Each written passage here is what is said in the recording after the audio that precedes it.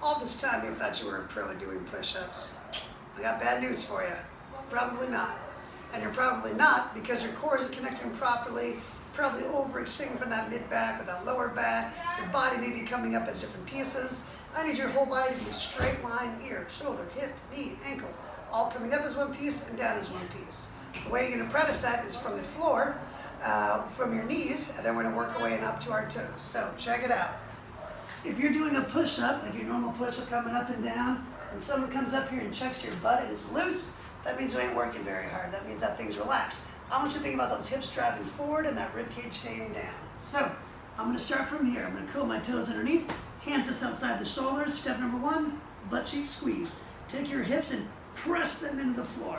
Check your cheeks. Are they rock hard? Good. That's where they should be. Keep those things super tight.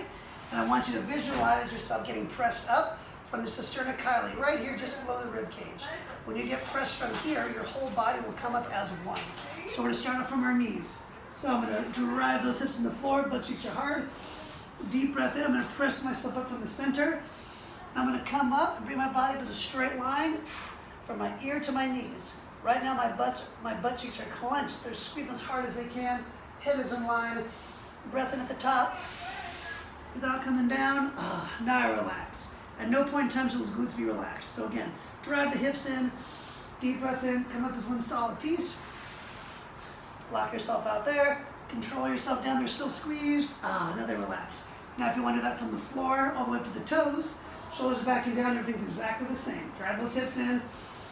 Drive those toes to the floor now. Raise yourself up from the center of your body. And what you should notice is your body is a lot more connected than it normally is when you do a push-up. A good way to practice this is looking in the mirror. So the last part of that I would say is your head. When you're doing this, make sure your head isn't hanging down because that'll break your body. It'll break your connection. So think about that chin being packed back, like a finger is on your chin. Pushing that chin back. Butt cheeks are tight. Those cheeks stay nice and tight all the way up. You're still squeezing, and you're controlling those guys all the way back to the bottom. Now that's how you do a good push-up.